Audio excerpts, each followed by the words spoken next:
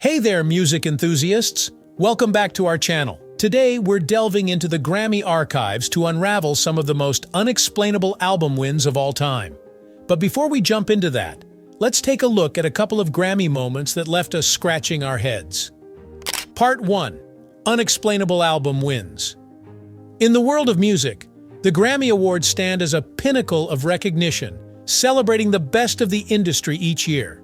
However, not every Grammy decision has been met with unanimous approval. Let's dive into some of the most controversial and unexplainable album wins in Grammy history. Number 10. A Man and His Music. Frank Sinatra, 1965. In 1965, amidst the musical revolution brought forth by bands like the Beatles and the Beach Boys, Frank Sinatra's A Man and His Music emerged victorious at the Grammy Awards. While Sinatra's influence on American music is undeniable, many questioned the decision to honor his retrospective album over groundbreaking works like the Beatles' Revolver and the Beach Boys' Pet Sounds. Number 9. Blood, Sweat and Tears, 1969. The year 1969 marked a pivotal moment in music history, with iconic albums like the Beatles' Abbey Road and Led Zeppelin's debut reshaping the musical landscape.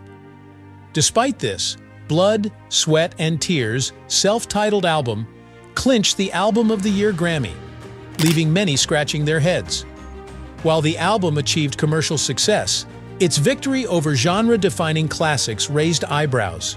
Number 8. Christopher Cross, 1979.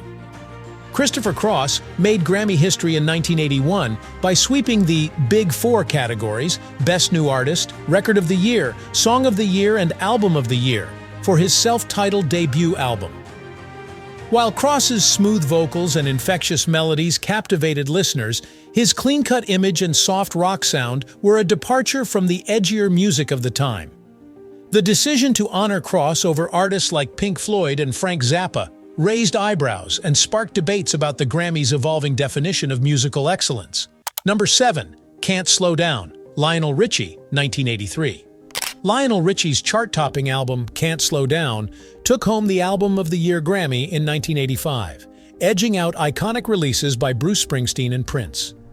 While Richie's infectious melodies and smooth vocals captivated listeners, some questioned whether Can't Slow Down represented the pinnacle of artistic achievement in its year of release. The decision underscored the subjective nature of Grammy voting and raised broader questions about the criteria used to evaluate artistic excellence. Number 6. MTV Unplugged, Tony Bennett, 1994. In 1995, Tony Bennett's MTV Unplugged album won the Grammy for Album of the Year, beating out critically acclaimed releases by artists like Johnny Cash and Green Day. While Bennett's timeless crooning and classic charm endeared him to audiences, some viewed the victory as a missed opportunity to recognize groundbreaking works that pushed the boundaries of music.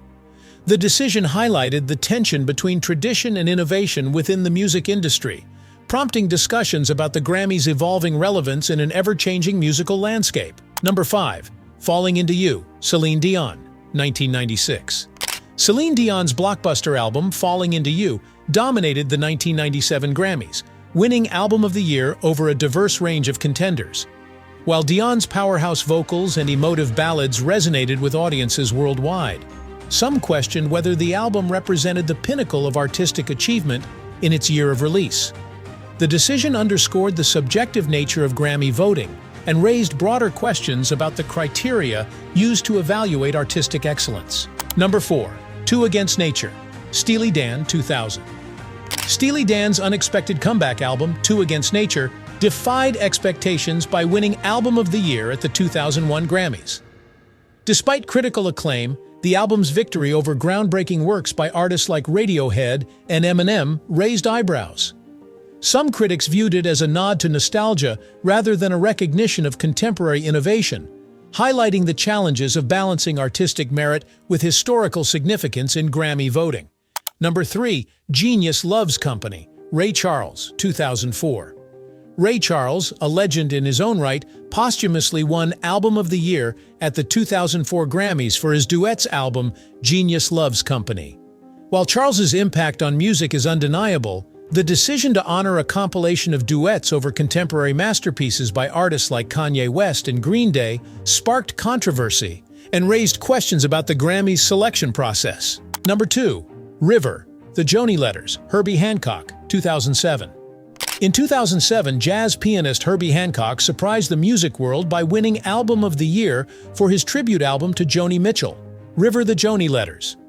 Despite critical acclaim, the album's victory over chart-topping releases by artists like Kanye West and Amy Winehouse left many puzzled. Some critics viewed it as a safe choice by the Recording Academy, highlighting the disconnect between commercial success and critical recognition. Number 1. 1989. Taylor Swift, 2014.